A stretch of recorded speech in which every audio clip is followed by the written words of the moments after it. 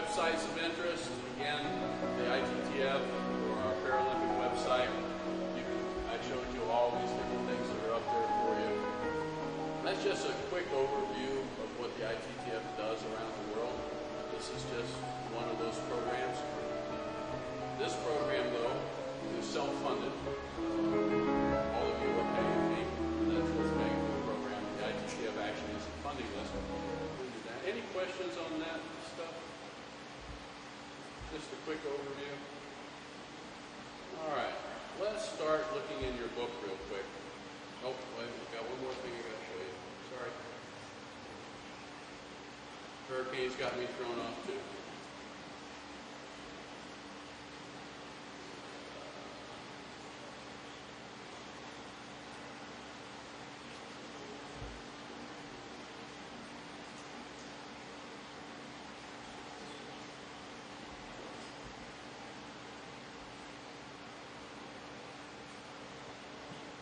Before we get into the book,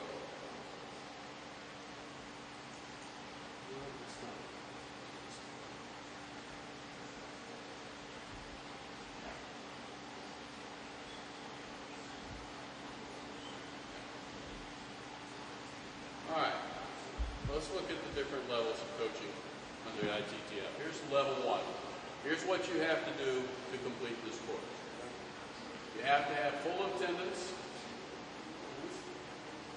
And actually, this is the PT one, so let me get that one. Here we go. Full attendance is 30 hours. If you don't come, you're going to get a lesser certificate, okay, depending on how much you come. We have a coaching practical that all of you are going to do, which, believe me, is simple. Don't let that scare you. As soon as I say coaching practical, everybody goes like that. So for a few minutes, and you'll get complete instructions on what to do. And basically, you'll be showing back pretty much what you saw in class. So it's quite simple. After you complete your program here, you need to go back home and do 30 hours of coaching practice. This needs to be done primarily in a group setting. A group can be 2 or 3 people. It doesn't have to be a big group. You can take a couple of years to do that if you have to. We would prefer you do it as quick as possible.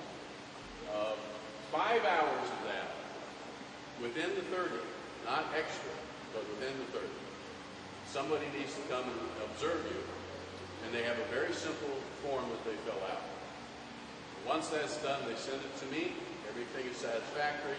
I send you your ITTF Level 1 certificate, and I get you listed on the ITTF website. From that point on, you can advertise yourself as an ITTF certified coach. You can direct things in there and show you how you might use some of the things, and then you'll use what you like. Many ways to teach table tennis, and there's a huge difference between what's the way it's taught in Sweden and the way it's taught in China. So the book is really an ideas book. That's the way we're going to approach it. Our next couple pages are basically the syllabus for the whole course. You can follow along. You want to know what we're doing every 3 hours? It's all listed right here. Okay? Step by step. And you'll see the first 2 sessions are basically working with school children. That's what we're doing today. Today, all of you are going to get some practice being small children.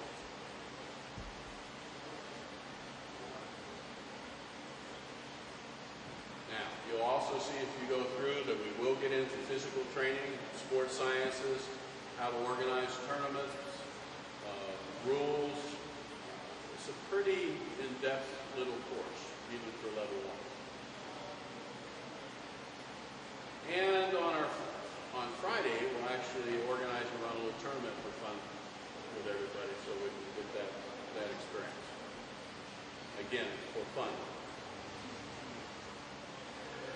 All right, I think all of you, I'm now on page 14, know something about table tennis. I think everybody here is a table tennis person. You know it's been an Olympic sport since 1988. Seoul, Korea was the first. I had the pleasure of being the director of the Atlanta Olympic Games in '96 and running that event. 2 years of my life. This is dated. We have a problem on that line with children. I don't think I've ever seen an unconscious kid ever. We don't spend a lot of time in the book talking about dealing with unconscious athletes. You do want to make sure that their airway is clear. If you have CPR training, then if they're conscious, they're not in any life-threatening situation, but you need to know how to deal with it. First thing, we stop the player from participating for a moment. Get as much information as contains the chart, goal, date, answer. Very important that you observe their behavior. And that's the next thing. Hello everybody, ISPN's today at LYTTC Table Tennis Center to present to you our table tennis coaching course. And this gentleman sitting next to me is Mr. Richard McAfee. And Mr. Richard, can you just introduce yourself? Hi, yes, I live in Denver, Colorado. I'm the chairman of the United States Table Tennis Association's coaching committee. And I also teach courses all over the world for the International Table Tennis Federation.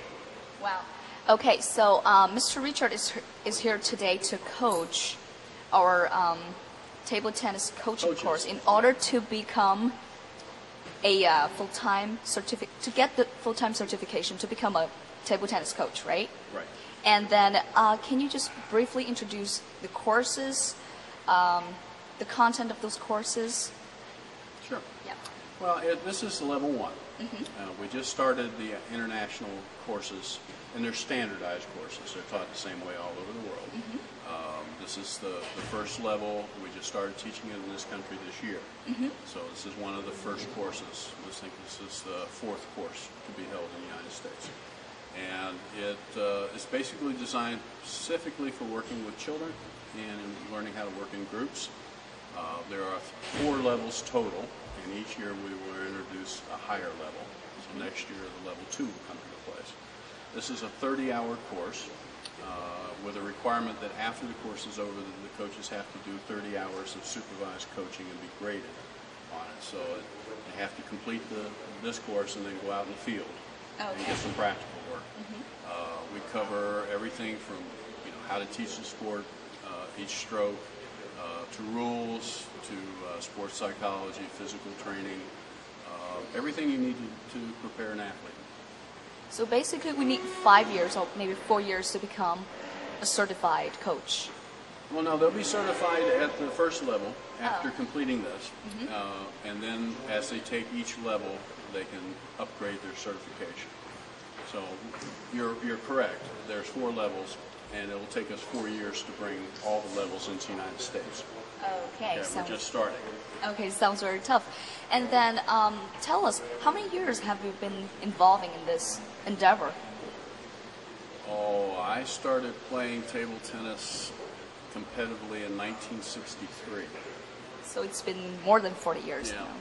Yeah. And then from your experience about Chinese table tennis players and the United States table tennis players, what do you think are the better ways to improve table tennis in the United States? Well, we owe a great debt to so many of the Chinese players that have moved to the United States and brought their knowledge here. I mean, there's no question that in many ways they have formed sort of a base of players and knowledge for our country.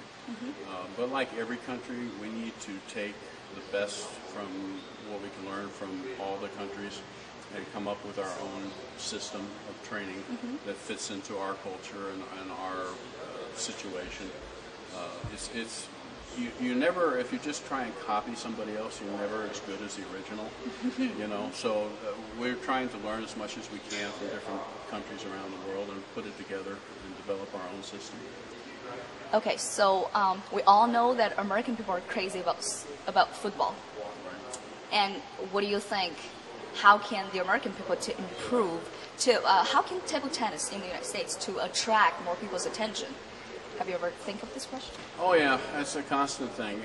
We have about 18 million people that play every year in the United States, recreationally, at home and for fun. And we do have a big problem of getting them into the sport part of it. But a lot of it is just, in this country, is about what's cool. And right now, table tennis is sort of catching on. We have a number of very high-profile nightclubs and things that have put in table tennis, such as the Spin Club in New York, for instance. And I know we're opening up one in Denver, actually, where I live. That's bringing in 40 tables. And it's just a nightclub atmosphere. So it's not a serious thing, but it makes, in a lot of people's mind, table tennis a cool activity. And that seems actually to be generating a lot of publicity and a lot of interest. Great. We're so happy to see table tennis is spreading, is growing in the United States. And thank you so much for your endeavor, for your effort for table tennis. Thank you very much. Thank you very much. Okay, hello. This gentleman sitting next to me is Mr. Brian Q. Patrick, and he's the director of YMCA. We'll have him introduce us what YMCA is and why he's here today. Okay. My name is Brian. Thank you. I'm with the YMCA of Old Bridge. I've been with the Y for 20 years. The Y was developed in Great Britain in around 1847 by George Williams to give men coming in from the countryside into the city a positive place to gather and have fellowship. Lily Yip, the club president here, helped us start a YMCA table tennis club in January of this year, and she coached with us for about 2 months, and I'm here to get a coaching certification and help develop our program. And Mr. Q. Patrick is here today to take the course to become a level 1 certified table tennis coach, right? Yes, exactly. And what is the momentum? Why are you involved in this? We started off in we have 6 tables at our club, and we're playing on Friday nights. And I wasn't sure about the numbers we're going to be. And right now we have about 50 people coming through our club on Friday night from 7 to 10 p.m. And about 30 to 35 of them are young children that are need some coaching. So it would really be helpful to get the certification and move the kids in a positive direction with table tennis. That's great. Most of them are American people? No, there's quite a wide diversity of population. Indian, Pakistani, Chinese, Japanese, so it's a wonderful mix, and Americans, so it's just a great mix of people, and it's a wonderful gathering place. Okay, thank you very much. Thank you. Okay, everybody, so this gentleman sitting over here is Ray, right? Yes. Yep, and he's also a student here today to get the level 1 license. That's right. Yeah, and tell us, right, how many years have you been playing table tennis? Well, I've been playing on and off since I was 6 years old. Now I'm almost 63. Well, so almost 60 years. Right. And it's a lifetime activity. And you told me that your mother taught you table right. tennis? My mother taught me on a table that my father built when I was about 6 years old. So 60 years playing, and right now you're here to get level 1 certification to be a table tennis coach. That's right. And why do you want to get that certified when you're 60? What is your momentum to get this certification, and how far do you want to go in this territory? I'm doing this for my personal development, and I think age is in the mind. And I would like to go with this as far as I can. And yes, sure, I'd like to get to level 4. It's possible. Yeah, we all know that it's very possible. And right after you get the certification, what kind of job do you want to do? You want to contribute your skills to the community, or you want to gather more young people to get familiar, to get interested in table tennis? Is that what you want to do? Yes, I'd like to do that. I'd like to help organize more tournaments and get more young people involved in table tennis. I think that's important. Someone has to work with our youth. They need some direction. They need some teaching, they need support from adults. Otherwise, there's a lot of juvenile delinquency and problems if the adults don't teach the younger generation. Nice saying. And thank you so much to be here with us today. Thank you. We're just going to shake hands with our racket. Thumb on one side, forefinger on the other side. Okay? We're going to take a quick look. Looking good, looking good, looking good. Now, you might have pin holders. If you have pin holders, then show them. I'm not trying to teach them a great grip or a super grip or a serious table tennis grip. Okay, just basic grip. Okay? Now, using the correct grip, we're going to have a little relay race here. Right. First person holding the ball on the racket. Okay, ball on the racket. On your forehand side, which is the side that has your thumb. Okay, you need to give a reference point here. Okay, side with your thumb. All right, you're going to go as quickly as possible. Touch the barrier. Keep the ball on your racket. Don't hold it on there. You got to keep it on. If you drop it, just pick it up, put it back on. Come back up and hand the ball to the next person. You go ahead and line. So we're doing a race. All right, we ready? Ready, Raj? Yeah. Go. Go. Quick, quick, quick, quick, quick, quick. Go quick. Number one. Okay, next.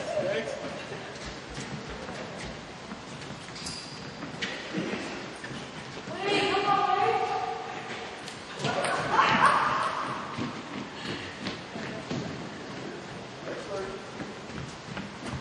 Okay, number one. Okay, all right. This is right. All right, good job. Come on, Arjun. With this group themselves. Let's see. Okay. Now. All right. A couple important things that happened in that little demonstration. Okay? Working in a group. Now, this is only 9 people here. A lot of times you're going to have 20 or 30. Notice, first of all, how I divided you up. I separated everybody. I didn't take 3 standing together. Okay, I went 1, 2, 3, 1, 2, 3. Because when you have a group of kids and they come, the friends are all going to stand together. So you've got your little cliques, little groups. So when you divide them up, try and divide them up so you're really mixing them up so they get to know each other. Okay? Secondly, did you notice how quickly we moved from learning something into an activity? Call it the 3-minute rule. I actually went a few seconds over. We try to go from showing what we're learning into an actual activity within 3 minutes.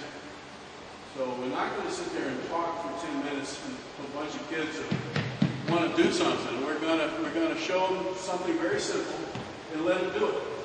Now I can correct it as we go. You know, after you do it one time, I say, maybe you need to hold it a little more like this, or you need to do this. But I'm not going to sit there and lecture for 20 minutes. And it's a big problem that coaches have, is we know a lot. So we talk too much. Okay? 3 minutes. In your activity and out. Okay? Now, of course, we did the forehand that time. Let's do the backhand. Side forefinger. Now you got to hold it like this. Okay? Uh-oh. 2 points off. No problem. All these are over 2,000. Yeah, but it's a 2,000 ball to handle it. Okay. You ready? Go. All right.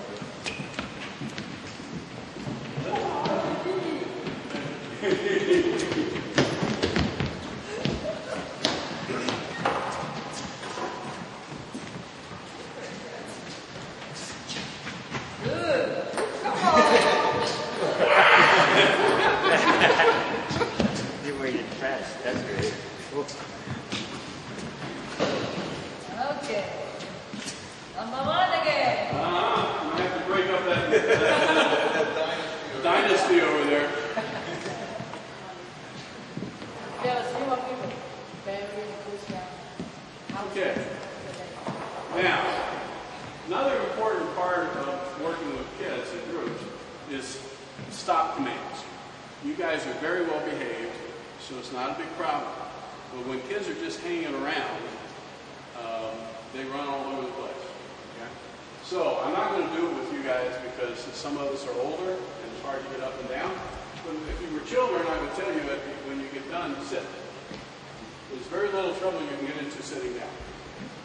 Okay? So it's very typical that we say, when you're finished, sit. And that usually takes care of a lot of problems. All right, let me have my line again, facing me out here. All right? No, just straight line facing me. I have a question about the split in reverse. Yeah. Let's say you got the left hand kids. How would you split them? Oh, you can basically you'll have one group short. Okay. But then comparing them, it's Well, not as much fun in the competition. If you have one group that say have one less person, we make somebody go twice in the group, so that there's an even number of trips. I'm saying. All right, need everybody to have one ball in their hand now? That is basically called relay, as in your book. There's many different varieties of relay. This is another function of teaching grip. Now again, shake hands with your racket, thumb on one side, forefinger on the other side. Okay? Now, here's an important thing. If you're demonstrating, first of all, everybody right hand here, or we have left hand? Left hand. Two left hands. Okay, so I have three left hands. So I need to make sure I show both ways. Now this always is a little confusing. For the left-handed people, if I show you something facing you, we're doing it the same way. So I'm doing right hand and you're doing left hand. If I show you like a left-hander, I'm putting the racket in what looks to you the odd hand because we're a mirror image. Always do the reverse. If I'm teaching right-handed people, I actually do it left-handed. And it'll make more sense in a minute when we do ready position. Okay? Or turn this way so they can see it in the same way. Left-handed, right-handed. Okay? Always, because I've had left-handed kids, and I say, okay, here's the grip, and it works.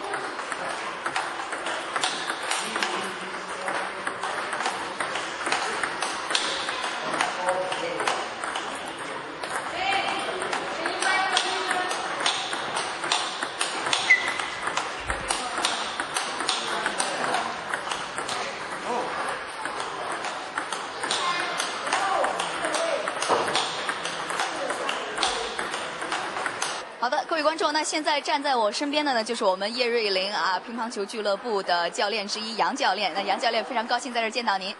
那也请您简单的为我们介绍一下您自己好吗？好的，我是从中国大陆北京来到丽丽这个俱乐部，来这儿已经2个多月了这个乒乓球教学呢，我是在国内是搞乒乓球办学工作，搞了大概有11年了。这次我到美国来，主要是看看美国的乒乓球的运动的发展，另外呢，看一看这个美国的训练的这个跟大陆的区别。我感觉呢，丽丽俱乐部还是非常好的，硬件设施和软件都是不错，训练的孩子的水平也很高。